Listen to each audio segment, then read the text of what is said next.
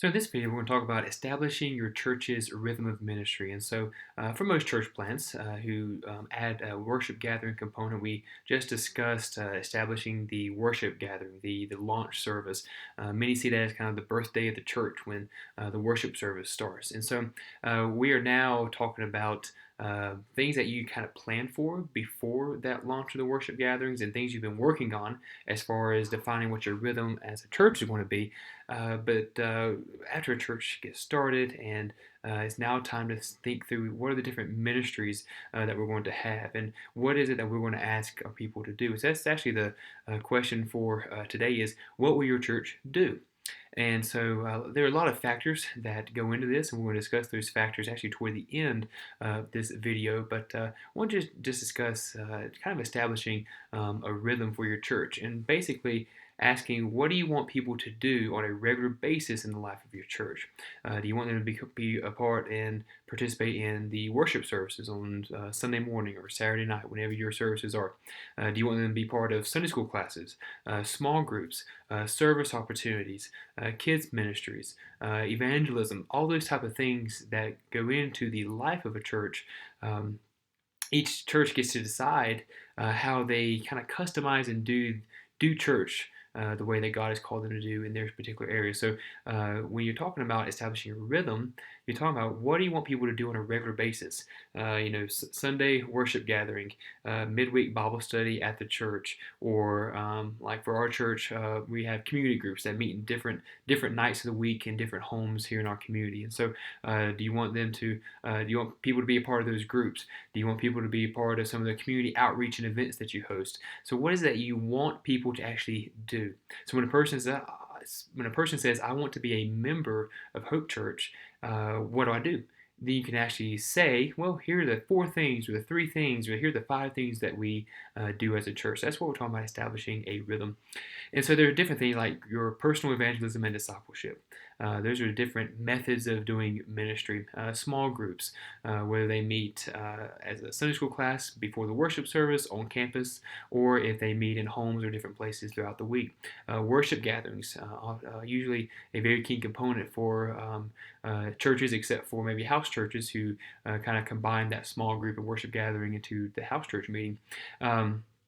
Children and youth ministries. These take place sometimes during the worship service, maybe during the small group time, but they are often kind of separated simply because of teaching kids and teens kind of at their level and building even a sense of community for teenagers.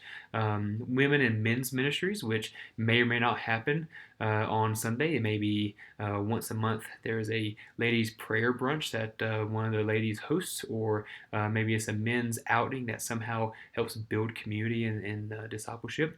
And there's also community engagement and serving in the community. How is your church going to bless and serve your neighbors? So these are different methods of ministry, and each church, no church has to do all of these things in the way that the next church down the street does them, or the way that their sending church does them. The nice thing of a new church plant, or a replant, or a revitalization of a church, is that this is the time where you get to evaluate ministries that have worked in the past and kind of start from scratch what needs to happen right now. There are a lot of things that your church can do. Whether it's a new church, an established church, a replant, there's a lot of things your church can do, but you need to ask the question, what must our church do? If we want to reach people here in this community, what are the things that we must do? So I'll give an example of even the church that we just started here in Calgary, Hope Church that I pastor. We have all these things, but we don't do all of these throughout the week. Our children and youth ministries are really combined right now into our worship gathering setting. Our personal evangelism and discipleship kind of flow out of our small groups. We actually let our community groups kind of help each other and help people do one-on-one. We call them gospel conversations. Women and men's ministries, we don't really have anything established yet. We do have, my wife is looking to maybe start a ladies' prayer brunch in our home once a month with just some of the ladies in the church who want to be a part. And so those are things we want to add, but right now we're not doing them. So this isn't to say if you're not doing these things, Plus, you can probably add more things to the list. If you're not doing these, it's not like you're not a true church or not a full church. It just simply means that there are different methods of ministry, but we all need to focus on what it is that God wants our church to do. And so, here are a few questions. How often do you want people to be a part of these things? If you start adding worship gatherings and small groups and opportunities to serve and women's and men's ministry all in the same week, you've got 4 or 5 times in the week that you're asking your people to come and be a part of something. Now, some churches find that that fits best and they can handle those. Like in the community I'm in, we have a lot of working families and a lot of parents who travel a good bit and commute a good distance for work. So having them asking someone to do, more than 4 or 5, that's actually overload. And I think sometimes churches can fall into the trap of asking people to do so many things, especially if you have a church building, that it can actually pull people away from potential gospel ministries, ways that they can actually be in their community, in their neighborhood, amongst their friends and family who don't know Christ, and we can actually pull people away from those opportunities by doing good things at the church campus.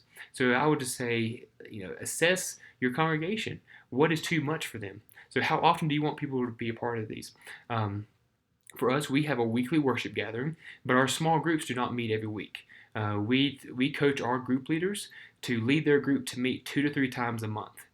We want to give the host family a little bit of a break each month so that not every single week they are expected to host. But we also want to create spaces for the groups to do things outside of that Bible study time, to go and have fun together, to go and serve together, to go and actually say, next week we're not meeting, but we are intentionally going to invite one of our lost friends over for dinner or take them out for dinner or something next week to have a gospel conversation with. So we encourage our group leaders and our groups to develop their own unique rhythm that really fosters mission well.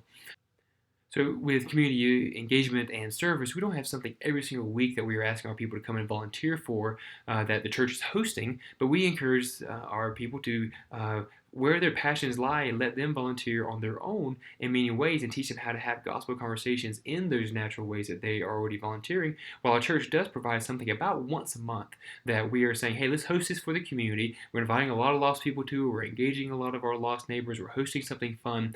For instance, last month we hosted a Thanksgiving dinner for the community. Had over 30 people from the community, not a part of our church, believers and non-believers, who came to a Thanksgiving dinner our church hosted.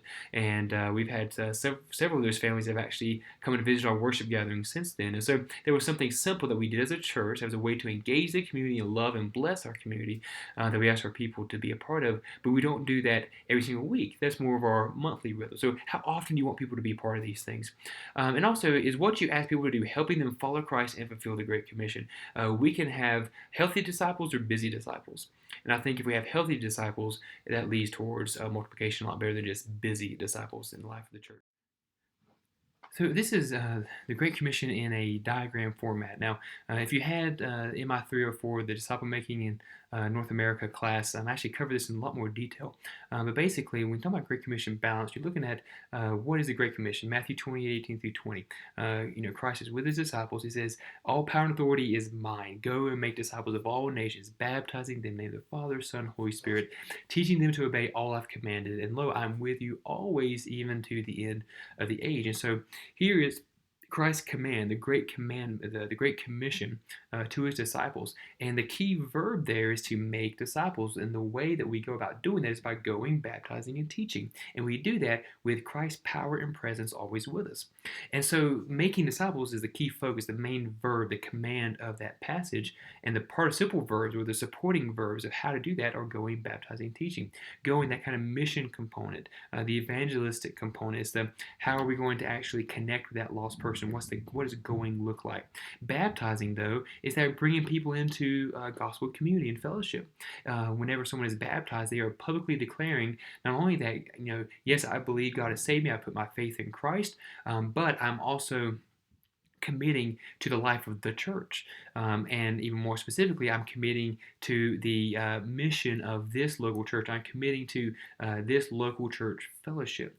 And so baptism is this kind of inauguration, something like signing the dotted line, saying I am all in. with this. And so that's where we get to build community with people and love and nurture and take care of people. And then teaching to obey is that teaching component. It can come through Sunday school classroom environment, small group discussions, sermons, one-on-one conversations and reading. It can come through mentoring and modeling it of how to obey what Christ says, what the Bible says. So all these things go into what it means to make a disciple. So with our churches, especially a new church, it's important to see how we are balancing these three components of going, baptizing, and teaching.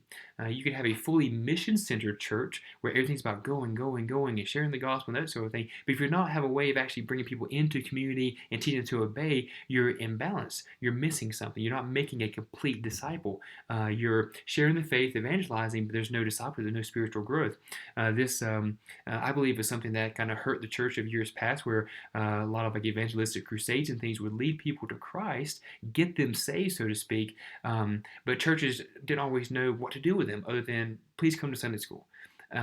There was not a big focus all the time from every church about one-on-one discipleship. Not many churches were, but overall, broadly, there was a piece that we were missing with discipleship. We were going and sharing the gospel, and people were coming to Christ, but we weren't really helping them understand. I think we kind of had some generations that kind of stepped away from faith because they really didn't know what it meant to be baptized or to be taught to obey Christ. But you can go to the opposite extreme to where you can just teach the commands of Christ, teach the people to obey, teach what the Bible says.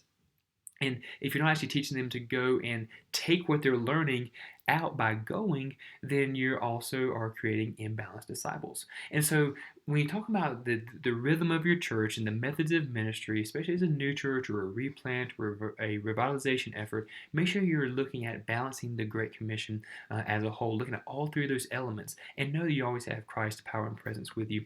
I want to give a quick example of how do we establish a rhythm for our church. I want to discuss personal, the church that I lead, Hope Church here in Calgary, Canada. We are a brand new church. We started our community groups in the fall of 2017, and then we started our worship gatherings fall of 2018, so just a few months ago. And so our mission as a church, here's our mission statement. We say we are a gospel family who connect neighbors to Christ and each other. That is our mission. That is what we do. That is how we have rephrased the Great Commission. So when we connect neighbors to Christ, we are talking about making a disciple. Connecting means we're going, baptizing, and teaching, but we're also connecting people to each other. So that is that creating that fellowship. It's a mutual discipleship, but it's also how we're connecting neighbors with each other, and we're the catalyst for that in order to bless our community in different ways. And so this is our mission. So focus on that word connect, okay? Because that's what we want to do. We want to connect neighbors to Christ and each other. So this is our rhythm. When you worked through the vision frame several weeks ago, you created your vision frame, your visions in the middle, your mission statement, your value statements, your measures, and your strategy all go in to feed into what you want to see happen, God's better future, the vision of your church. So here's a strategy that we here at Hope Church have outlined for what God has led us to do. And this has actually defined our rhythm. Okay, so our strategy has actually defined what we do in our rhythm as a church. So it's even in our logo. This is part of our church's logo is these 4 rings, and it's intentional because we want to have connecting, and so all these rings are connected to each other. So we say 4 things. We do 4 things as a church. We connect as a family in community groups. That's the main way that we connect with people is through our community groups. We really focus a lot of attention on those. We want those to be healthy and strong. We've got 2 groups meeting right now, getting ready to start a 3rd. And so we want our community groups to be a place where people feel like they've walked into family. They meet in homes. They study the Bible together, pray for each other, care for each other. So that is our one of our main discipleship times too for individuals. And it really gets them that it kind of really fits with that baptizing component of making disciples. But we also say we want you to connect with others in gospel conversations. We live in a city that's 95% unchristian, non-Christian, and so we have to have gospel conversations with our lost neighbors while we're also having gospel conversations with each other for spiritual growth and accountability. And so we say we want you to connect in community groups, but also be connecting one-on-one with your lost friends and with your saved friends, sharing the gospel with both. And then we connect to God in worship gatherings. That's the newest thing that we just added as a church. And that's when we want you to just connect and celebrate what God has been doing. We worship together. We join in fellowship. We have sermon, things for kids, all this type of things of a worship service. But that's our time to connect to God. And then lastly, we say we want to connect with the blessing of our neighbors through community events. Now, a lot of our events are kind of fun and kids-centered in a way. We have kids soccer camps and kids fest, a kite festival. But we also help with a lot of other broad things that promote a cause. And so we've helped with some fundraisers in the community that have gone to a good cause in the community. We have also have had through our events, because we do all of our camps and events for free. So we host soccer camps throughout the summer for ages 2 to 15, and most soccer groups charge anywhere from like $120 to $180 per week for a soccer camp, and we do ours for free. So we've been able to meet several low-income families who would not have been able to have their kids in a soccer camp that summer, and that's actually built a relationship that to where we can help them beyond just providing a free soccer camp because they just appreciated that we did a free one for them. And so when we do these community events and camps, it's not just for the sake of having fun. There's an intentional purpose behind it that we actually want to connect with people. We want to connect with neighbors so we can connect them to Christ. And so this is our strategy. This is what we do as a church. Now, these things don't happen every single week. Now, our worship services do happen every single Sunday, and we want people to weekly have gospel conversations with others. But our community groups meet 2 to 3 times a month. We kind of give each group and the leader kind of the option to say, we don't want you to meet every single week, give people a little bit of a break, and also create room for doing other creative things as a group. But our community groups are not a weekly thing. They're 2 to 3 times a month. And then our community events, that's about once a month. So that's kind of become our rhythm to where we have 2 things that we're looking at people to do weekly. One thing, the community groups, that 2 to 3 times a month, they're about, and then something once a month, sometimes twice a month. We might have 2 events, especially in the summer when things are busy, but for the most part, we have about 1 event a month that seeks in some way to bless our community. So when someone says, what does it mean to be part of Hope Church? We're like, what do you want me to do? Well, here are the 4 ways that we connect with each other. We connect in all these different ways for the purpose of making disciples. So that way the people know exactly what you want them to do as they're coming into your new church, especially if they're not a person familiar with church, if they're not a believer or from another religion or have been de-churched for years. It can be daunting, and we always say just start with one of these things. We've got a family right now who the husband has been a Christian for years, but the wife is a fairly new believer, and she, the previous church, they were kind of burned by the church, has some big issues, and the wife was a new believer when it happened, and it kind of turned away from church. And so now we're trying to get her connected, but kind of let her choose. Okay, where should she start? She has come to a few of our community events as a family. And that's really great. But now we're actually trying to maybe say, well, come to our worship gatherings. Don't come to the small group yet. We would like for you to come to that when you're ready, but come to the worship gatherings. A little more public, and you kind of you don't have to talk to everybody. You don't have to step into a stranger's home. It's maybe a little more welcoming to walk into a school cafeteria than someone's home at this point in her spiritual journey. But we don't want her to stay there. We want her to also know that we want her to be connected in a community group, to have gospel conversations with another lady in the church, to be discipled and helped. And so we kind of help people navigate which can be their front door. We've had some people come straight into our community groups and be part of everything else. We've had some that's come through gospel conversations of building those relationships, leading them to Christ and discipling them, and then they become part of other things. Others have come through our community events, and some have just seen our that we posted on Facebook or about our worship gatherings and just walked there and showed up. And so all these things have become front doors of entry for people from the community outside of our church family to come in and find how they can be connected. So this is just one way that our rhythm has been established as a new church. Now, here are some essential questions as we close. As a new church, what do we have the capacity to do? Do you have enough people to do all these ministries? It's great to have kids ministries and youth ministries and men's and women's and serve all these things, but you really got to say, where do we need to start? What do we have the capacity for? Financial capacity, volunteer capacity, and just time of the week capacity. Okay, so for us, we don't have really men's and women's ministries really established. We don't have a youth group yet, but we are starting to get some teenagers now, and we're talking about starting a community group for teenagers. And so I'm actually talking with a high school senior right now who's quite passionate about this, and we're talking with her about maybe helping us start something for her peers who aren't even in the church. So starting a youth group of people who actually aren't even part of our church. But we're looking at what do we have the capacity to do. We knew we needed to have a kids ministry of some point, of some fashion. So we have that going during our worship gatherings. But we don't have a midweek Awanas program, which is something that we would like to have one day. But we simply don't have the capacity because we don't have a facility for it. If we did that, we'd have to rent something, and that can be quite expensive. So that we have to look at our budget. So, anyways, just as a new church, what do you have the capacity to do? Don't feel like you have to do every single good ministry a church could do. Pick what fits your people, your context, and just focus on doing a few things well. That's why we've chosen 4 things, and we want to do those 4 things well. Maybe we'll add more in the future, but right now, those are the 4 things. Second, what is the best way our church can make disciples in this place? Always keep in mind that no matter what you do as a church, it always needs to be focused on, are we actually making disciples? Is our small group format, Sunday school, home groups, whatever you call them, are they helping make disciples? Do our worship gatherings help make disciples? Are we helping and encouraging people to have one-on-one gospel conversations and evangelism that are making disciples? Are community events focus on people just having fun and having a good name in the community? Or they focus on actually building relationships in order to make disciples? So ask yourself that. How has God gifted our church family to make disciples? And how can we do that best in this place where God has called us, in this type of community, in this city, in this area, with the people who live here? Third, is what we're asking our people to do going to further our mission? So we always ask here at Hope Church, whatever we're asking people to do, is it actually going to help us be a gospel family who connects neighbors to Christ and each other? If it doesn't fit and help actually further that mission of what we want to do, then we don't do it because it's not what God has called us to do.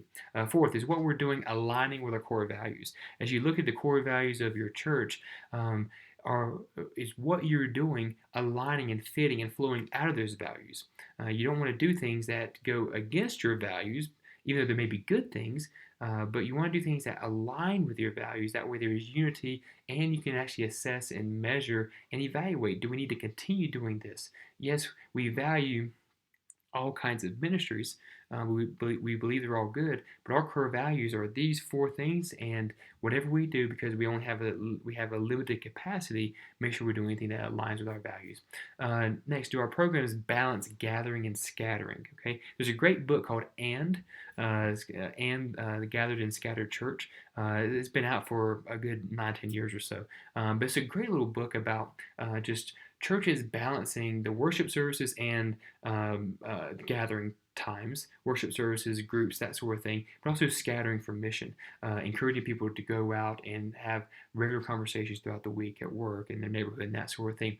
And so how do you balance gathering, where people come together as a church body, but also scattering? Are you encouraging your people? Are you giving them the freedom in your rhythm to do those type of things that involve scattering as well as gathering? So just keep in mind to balance that, because many churches, you can kind of see where the heart is by following the budget. When 90% of the budget seems to go toward the Sunday morning worship time, and 10% goes to everything else, you may have an imbalanced church that's tilted too far on gathering and not near enough on scattering. And so do your programs and what we do as a church balance gathering and scattering? Is what we're doing as a church ministering to all types of people? So in the different things that we do as a church, we try to be inclusive of everybody, all ages and all demographics, nationalities, all these type of things. And so you just want to ask yourself, are we focusing heavily on young family ministries to the neglect of senior citizens or college students or some other? Just try to keep that in balance as well. Are we ministering to all types of people, or are we only reaching one particular type of person? So you want to keep that in balance, keep in mind as well. And when a person becomes a member, do they know what we expect of them? When they are asking, what does it mean to be a member of this church? Can we actually articulate, here are the 4 things we do as a church. Here are the 4, 5, 3, whatever many. This is what we do as a church. So when they become a member, do they actually know what you expect? Because I think often someone can join a church and without some kind of like next steps class or a new members class or something, they don't know what to do next. Okay, I guess you want me to come to a worship service. I hear about these community groups. Am I supposed to be part of those, or did those start a month ago and I can't join it right now because I'm too late? Like, there's a lot of those valid questions that new people will ask, and so when they become a member, they know here's what we want you to do. Here's how you can get connected to a group immediately. Here's how we want to help you have gospel conversations. Here's how you can have a volunteering role with our worship gatherings. And here is our calendar for the next year with our community events. Do they actually know what you expect of them? And do they know that they have the freedom to say, well, what happens if I miss a Sunday? Or what happens if I can't be at group because of work every single week? Am I going to be labeled as a bad Christian, a bad church member if I can't be part of these things? Now, when someone has kind of said, yes, I commit to membership, I commit to being part of the church's rhythm, but we also give grace when people can't be there. And so just be upfront and clear with what you expect. And lastly, do we know the roles we will need filled in each area? So in each of those, as part of our 4 rhythms, I'll go back to that slide. In all these 4 areas, we have ways that people can volunteer and serve. And so in community groups, we have group leaders and group hosts. And so there's a role that people can have. In our gospel conversations, right now we say everyone needs to have a role in those, but we would like to identify some within our church who are helping actually train and mentor others to have good evangelistic gospel conversations. In our worship gatherings, we need kids room volunteers who are teaching or assistant teachers. We need people to help with setup and tear down. We need people to help with our welcome team, with our worship team. There's a lot of roles and ways to serve. And in our community events, we need organizers, people who are helping prepare the food, who are helping unload and set up from the trailer, get the canopy set up and the bounce houses, whatever it is that we're doing, or if it's a soccer, helping us do the online registrations and running things on that day. So there are different ways that people can fulfill roles in each of your strategies. So do you know the roles and what needs to be filled in each of these roles? Do we know in our community groups what are the different roles people can have? In the worship services, what are the types of roles that people can have? Because like the question before, when a new person comes and joins your church as a member, do they know what to expect? Do they know that they can have a volunteer role in the Sunday morning worship gathering in a way that they really like? If they're really friendly and love to make coffee, let's have them help run the coffee table on Sunday morning. All right, and so just know the roles that need to be filled as you establish these ways of doing ministry. So that is this discussion, this talk on establishing a rhythm and method of ministry for your church. And be sure as you are discussing these that you're considering your context, considering yourself, and that you're praying that God will lead and guide to help you define and know what's the best way that we can make disciples as a new church or as a replanted church or an established church in this place.